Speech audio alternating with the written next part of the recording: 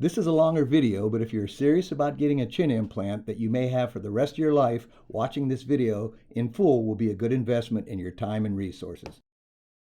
Hi, I'm Dr. Joe Niamtu, LoveThatFace.com, and one of my favorite procedures are facial implants.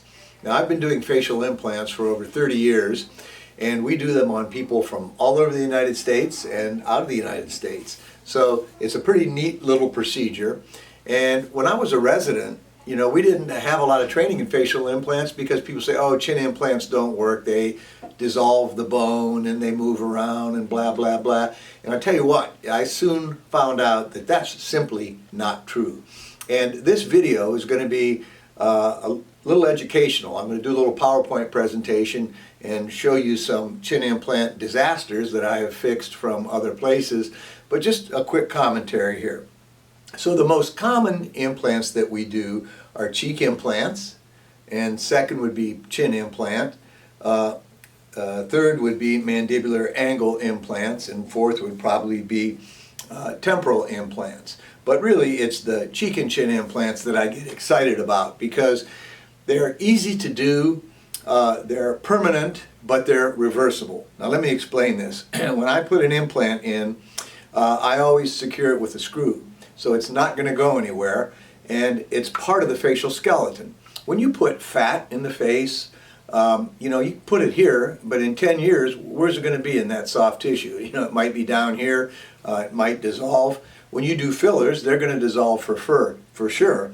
But implants are a permanent treatment, and if you don't like them, you can take them out. If you want bigger implants, you can do that. You can put smaller implants in. I have cheek implants myself, so obviously I'm a fan of this surgery. Now, one of the bigger problems that we see, and I'll show you here, are people that just really don't understand implants. And I see a lot of implants that are placed in the wrong area. I see implants that are placed crooked. I see implants that have moved other places on the face than where they're supposed to be, and simply just not done correctly. And it's a pretty simple procedure. I mean, you can usually place an implant in 20-25 minutes, but there is so much that goes into understanding what type of implant to use, what type of material, and where to put it. For instance, if you put it down on this thick bone, that's great. If you put it up a little higher in this thin bone, it'll dissolve that bone, expose the teeth, and you can lose teeth and have all kind of problems. So not only do I do a lot of my own implants, but I end up fixing implants that were done improperly by other doctors in other cities. And this almost always has to do with either the wrong implant or put in the wrong place, or it's not secured. And I'm a 100% believer of securing my implants with screws, and some doctors don't do that, and that's fine. And I can tell you this, my implants aren't going to move. Also, you see, and I'll show you on some of these pictures, some people have implants where they have bone resorption or some of the bone dissolves. And that has to do, in my opinion, with little micro movement where that implant is moving back and forth and it irritates the bone. Again, with one or two screws, that implant is not going to move at all.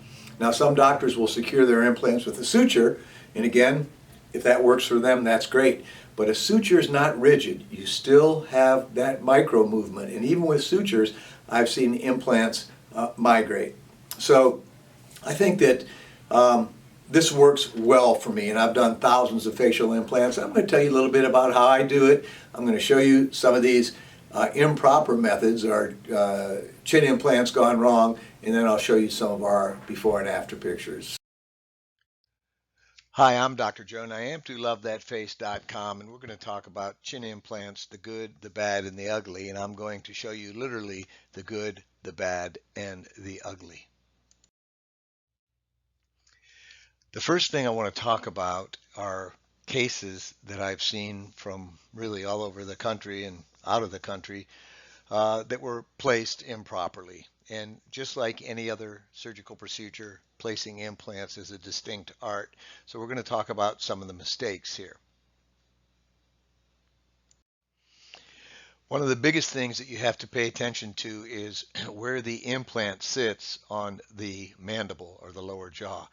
And almost all of these implants are made to sit right at the bottom of the jaw or maybe just a little bit under it for certain types of implants. So when you see an implant sticking below the jaw like this, that's a problem because it's not going to be in the right place. You're not going to have the right result, and the patient's going to feel it. On the other hand, if the implant is placed too high above the jaw in the front, then really bad things can happen. First of all, again, you're not going to have the result that you want. And this implant is overlying very thin bone, and it can cause destruction of the bone and loss of the teeth. So having an implant in this position is totally wrong, and I see that a lot, as I'll show you. If you think about the other aspect in 3 dimensions, that is the implant being crooked. Again, the implant should be totally level to the bottom of the jaw, and it shouldn't be tipped to the right or the left, or it shouldn't be tipped up or down. So here's an implant that I had to fix that was placed elsewhere by another surgeon, and you can see totally wrong position. Again, this is a series of an implant that was really grossly misplaced, and you can look at this CT scan and you can see the implant, the tails are kicked up, the implant is below the bottom of the jaw, and if you look down from the nose, the implant is crooked. So this is really a disaster, and unfortunately there are many surgeons out there that don't understand how implants should be placed, and I'm going to show you a lot of proof of this. Again, here's another case. This implant is nicely centered in the midline, but look how far off it is from the bottom of the jaw. Not only is this augmentation going to be way up here in the lip instead of at the bottom of the jaw, but it's overlying this thin bone. And the bone on the bottom of the jaw is very thick and can tolerate the implant. The bone up here is very thin, and you can have damage to the teeth and gums and everything else, or infection from an implant that's placed like this. So I'm showing you the common mistakes. Again, here's a lateral view, the same implant. That implant should be placed way down here at the bottom of the jaw. The other view of this implant from the right side, and again, totally misplaced. And it's unfortunate because this patient paid good money and underwent this surgery and had to have it redone. Here's another case. Now this is a CT scan, and the implant is way below the bottom of the jaw. And again, there are certain indications to do that, but generally that's a specific implant, and you don't want your implant to be below the bottom of the jaw. This is just a disaster. I don't even know what happened with this doctor, but this implant is split into several pieces. It's very, very unusual. Never really saw a case like this before, and that implant simply has to come out and be replaced with the proper implant in the proper position. Again, another crooked implant. This implant should be perfectly parallel or very close to parallel. Same thing, you can see the tail is kicked up. In this little dark circle there, that's where the nerve comes out that gives feeling to the lip. And this, if this implant is banging on that nerve, you're going to have pain and a lot of other problems. So this implant has to come out and be replaced.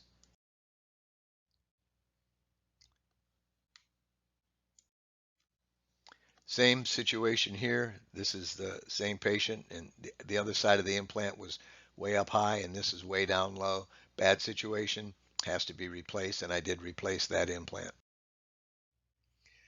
Here's another situation on a CT scan, and again, this implant is not even touching the proper part of the jaw, and you can see it should be way down here, and that is the implant. Now, sometimes implants will cause bone resorption, and this is kind of a situation that a lot of people misunderstand. In general, an implant shouldn't cause significant bone resorption. If you cut the bone or put an implant on the bone, you may have a very minor amount of settling, which is not abnormal. But implants that are mobile, that aren't fixated, that aren't screwed in place, they move. And micro movement causes changes in the bone. So you can see on this patient, there's uh, resorption or settling. This is dissolving the bone. Here's another picture of an implant that you can see. This is looking up from the bottom of the chin, and that implant is crooked. Now, some of the old-fashioned implants were not very anatomic. This was just a little, um, it's almost like it looks like a teaspoon. And a lot of these were placed in the old days. I don't see too many of them placed now, but that is a problem. And they were just set in and they were loose. And I've seen a lot of cases of severe bone dissolving or um, bone changes where this is just resorbed the bone and you have big holes in the bone because you had a mobile implant, and as you can see, it was placed way up where I said you don't want to place it. It should be placed down here. And I personally fixate all of my implants with titanium micro screws, and I just don't see these problems with bone resorption. Here's another case with severe bone resorption, and this is an implant that I had to take out and replace with a more anatomic implant that should have been placed down here on the bottom of the jaw, and I fixated it with screws. Same patient, you can see that this has eroded the bone because it wasn't placed correctly. Here's a case that was really a mess, and it turned out really well. This patient presented to me. She had an implant that was improperly placed. It was infected. She had this big scar, and this unfortunately is a blurry picture of her scar. When I got in there, this implant was placed in the wrong position. It was carved and pretty chopped up. It wasn't fixated. So I had to remove the implant, replace the implant, and then I had to do a lot of work down here to try and improve this scar. Luckily, we were able to improve the scar, and also I'm still working on this scar, but we improved it 90%. And we were also able to take the patient from this type of situation where she had this improper implant placed in the wrong area, just a real deep mental labial fold and just a real knobby chin and a scar on the bottom. And we were able to do a pretty good job of making her profile nice and fixing that deep mental labial fold. So that definitely was a home run. Now, one of the biggest things to understand is when do you do a chin implant and when can't you? When do you need to do a genioplasty? If you go look on my website or on YouTube under genioplasty, I talk about this a lot. Here's a patient that has a chin implant, and again, that's an improper diagnosis. This is too small of a chin. This patient needed advancement and needed her chin lengthened. She should have had a genioplasty. And people will come in with this type of situation, and what they need is their chin elongated. They certainly don't need their chin advanced. It would look like a doorknob or a diving board. So you have to know when you're a candidate for an implant and when you require a genioplasty. So a chin implant basically can only increase the horizontal part of the chin. So it makes the chin stick out further. If a patient has a real short chin, then they need not only the horizontal advancement, but they need vertical advancement as well. So a chin implant pretty much just goes forward. A genioplasty goes forward and down. So that's just some basic tip because I see a lot of patients that were treated with a chin implant and I had to take it out and do a genioplasty because they were misdiagnosed.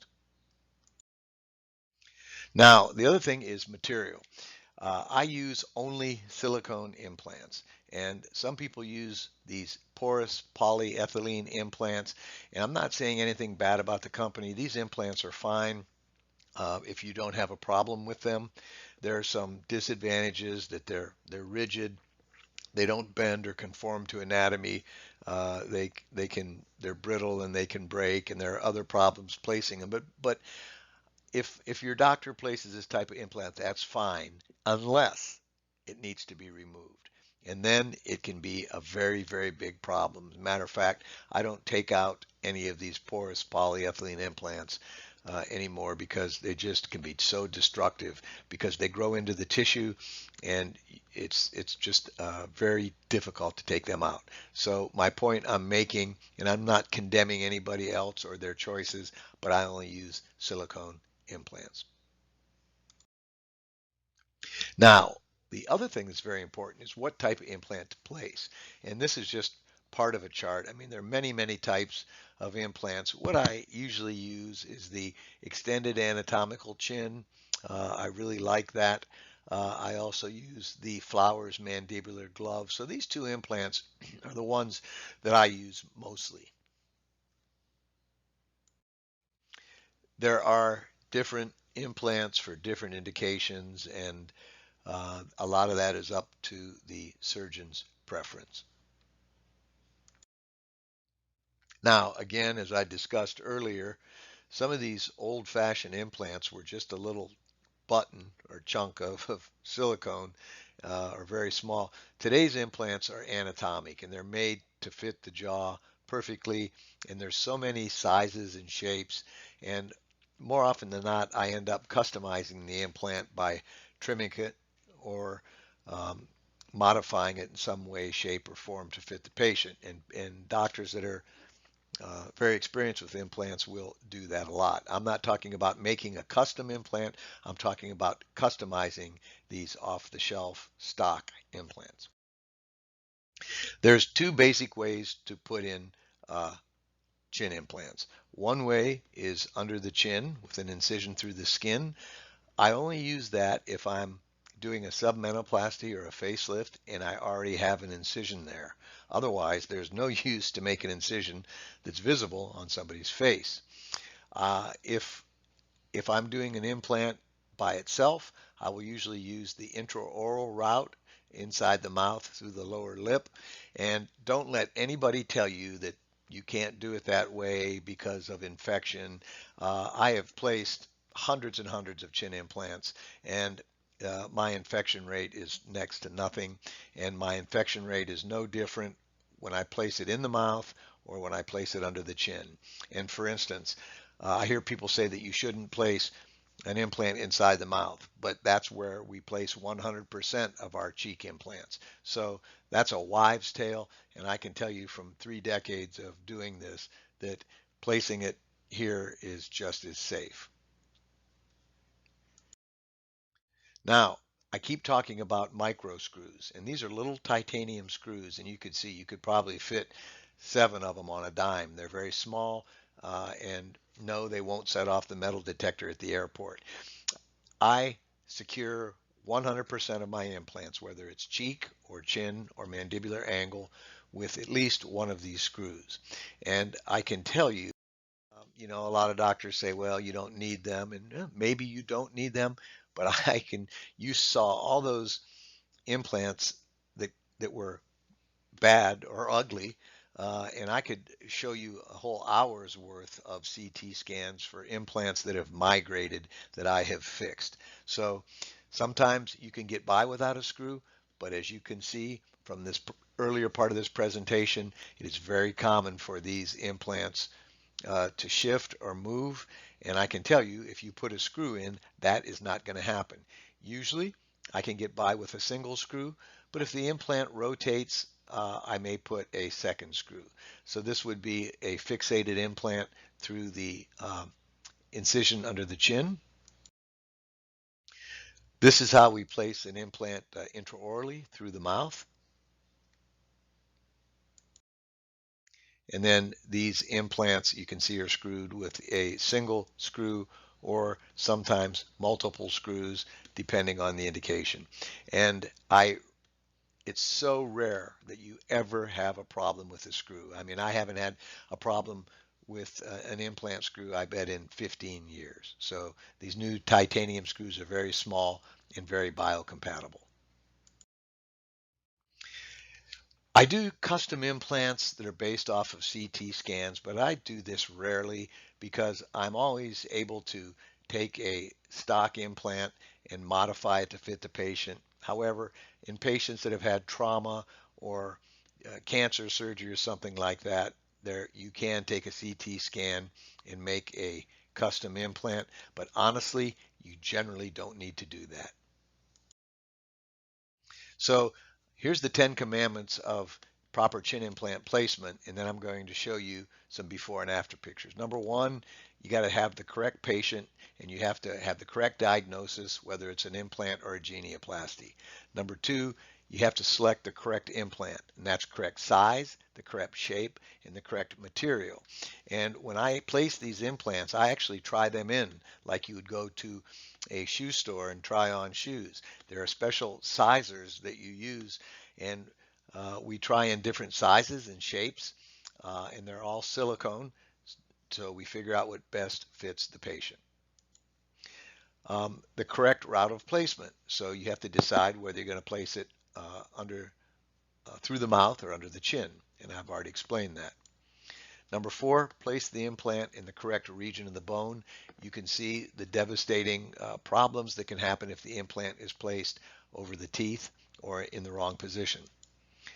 Make sure the implant is properly aligned. It has to be flush with the bottom of the jaw generally, and it has to be true or aligned properly in the vertical, in horizontal, or really in three-dimensional planes.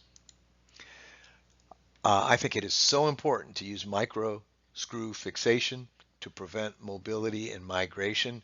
By doing this, I never have my implants migrate, and I have not seen any significant bone changes or resorption because the screws prevent that micro movement. Now, some surgeons fixate their implants with a suture, and again, that may work fine for them, but sutures are not rigid. That implant still has that micro movement, and I have seen numerous cases where it was only fixated with a suture, period. It's important to align the soft tissue anatomy properly when you close the incisions to have a nice scar, whether it's under the chin or in the mouth. I use preoperative antibiotics and also intraoperative antibiotics.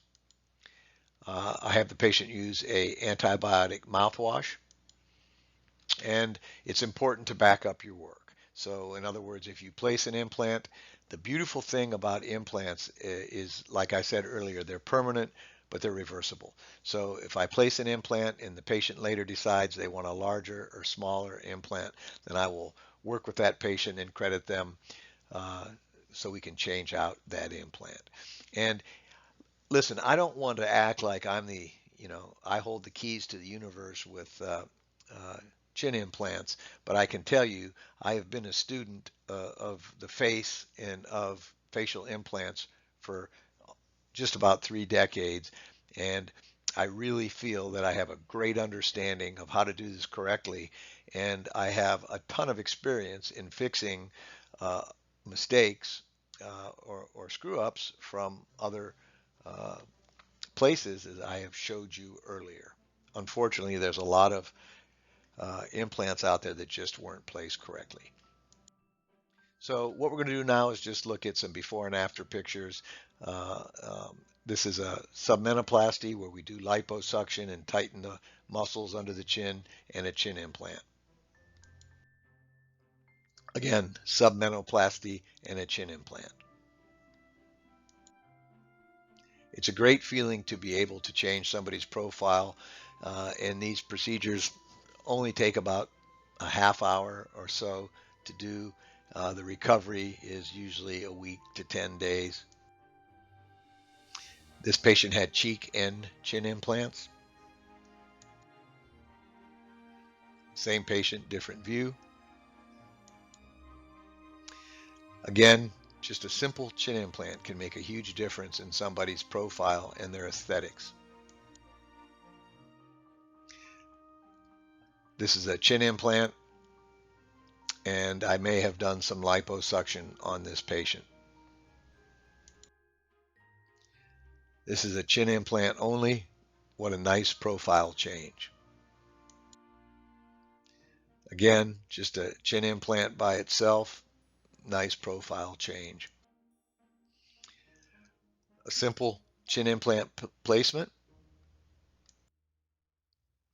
This is a chin implant with submental liposuction. Another patient that has almost a facelift result, but this was only a chin implant and liposuction. Again, chin implant and liposuction. Same situation. And if you look, you can see the very subtle but very nice improvement. And when people do this, it is such a neat surgery because it's not a real expensive surgery. It doesn't take long. It doesn't have a bad recovery, and you can change it if you need to. Chin implant liposuction, chin implant liposuction.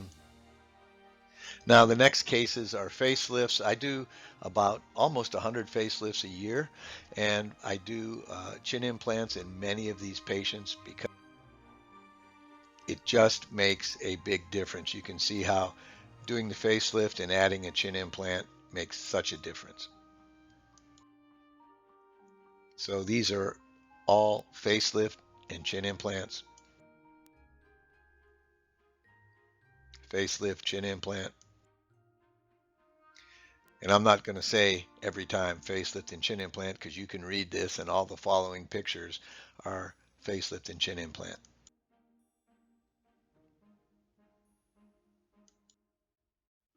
So it's really a nice addition to facelift surgery.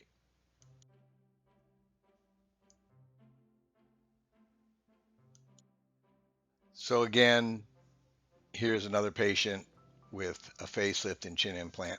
I've just selected 25 random cases. I have obviously hundreds of before and after pictures and for chin implants, and most of them are on my website. Obviously, not every patient will allow you to use their pictures, but I think this gives the viewer an idea of what is possible with well-placed chin implants.